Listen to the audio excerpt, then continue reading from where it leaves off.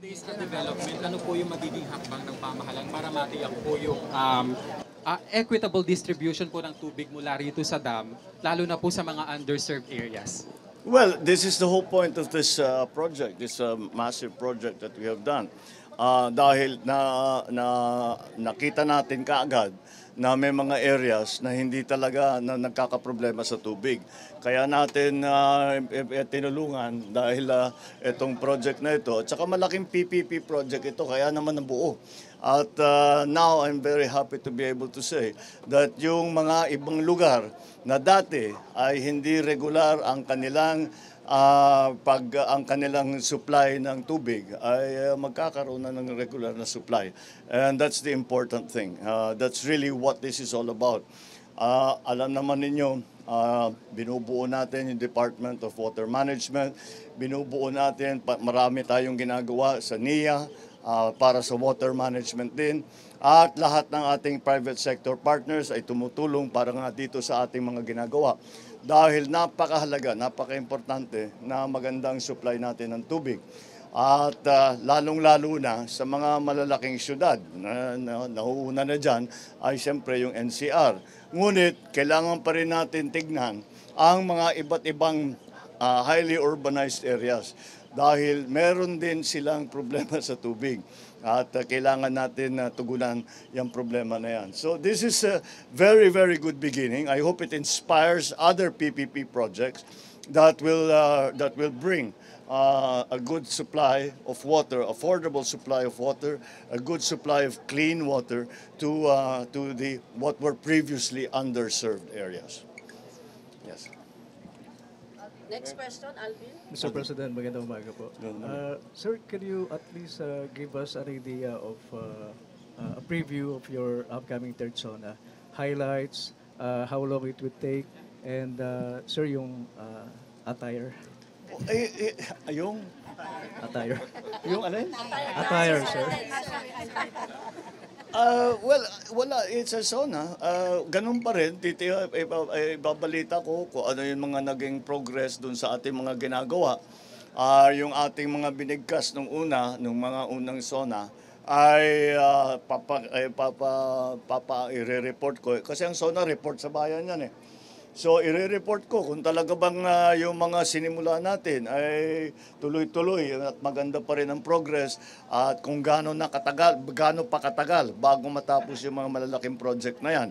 At titignan din natin, siyempre, we will also report on the state of the nation in the sense that what are the lives of our people, how are they doing? Kung ano, the economy, how is it doing? Criminality, how are we doing on that? How are we doing and the other problems, social problems that we're facing, such as drugs, such as the different threats that have been coming to us. Marami tayong mga issue na kailangan pag-usapan. Kaya i-report talaga sa bayan yan. And yun lamang, sa totoo lang, ang pinaka-problema namin ay paano namin ipagkakasya lahat doon sa isang SONA na mga isang oras na salita. Kaya ang ginawa namin ay meron kaming ginawang brief, ganun kakapal, which is a report to the nation which goes into the detail. The detail that I cannot go into during the SONA dahil masyadong mahaba. Kaya we will provide that to, of course, the media and to all our other partners, both private sector, both in the public sector, pati sa mga eskwela, lahat, para malaman ng tao kung ano yung ginagawa natin at kung yung mga pangako na ating sinabi, kung talaga nating tinutupad. And that's basically what the SONA is going to look like. Next question po, Okay. Chona Youth, People's Journal. Sir, kagabi po, meron kayong announcement that the Philippines will host the Yes. Loss and Oh, Damage very Fund. good news yan. Oo. Oo. Sir, para po sa isang ordinaryong Filipino, ano po ang significance nito? Okay, tama. Good question. Mahalaga ito dahil yung Loss and Damage Fund, yan ang pondo na binibigay ng mga developed countries, mga mayayaman na bansa. Yan ang kanilang pondo na ibibigay para ayusin yung mga naging problema sa environment dahil nga sa industrialization na ginawa nila.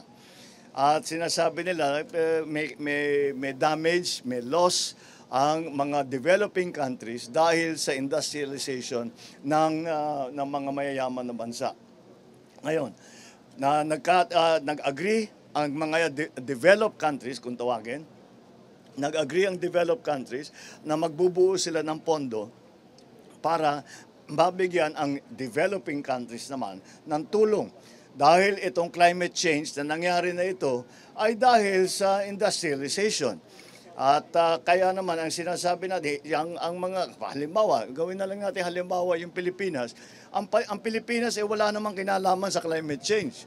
Wala tayong ginagawa, wala tayong linalagay sa environment na sumira at nagkaroon ng global warming, nagkaroon ng mga El Nino na ganito, mga bagyo na ganito.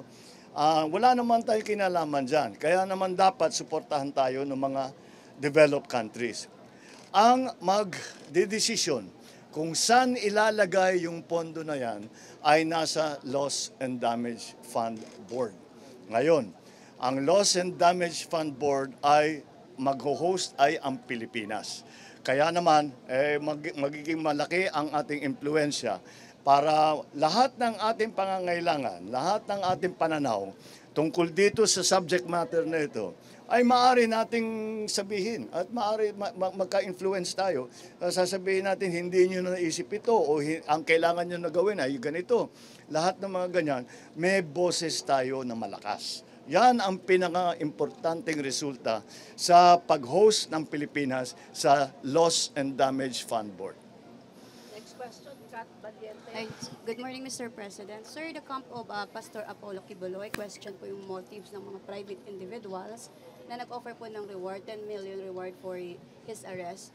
Bakit daw po tumanggap ang government ng donation from the private sources? Bakit hindi? Ba't hindi government? Bakit hindi?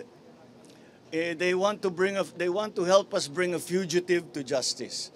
You know, he is a fugitive. He is hiding from the law. Now, if there are private citizens who want to assist the government in that effort to bring him to justice, I do not see what is any. So he can question their motives as much as they want, but magpakita siya. I question his motives. Let me question his motives. Bakit lagi kaming kine-question? Sinusundan lang namin ang batas. Sundin din niya ang batas. Yun lang. Last question, Kat Domingo. Morning, sir. Light topic from that heated question.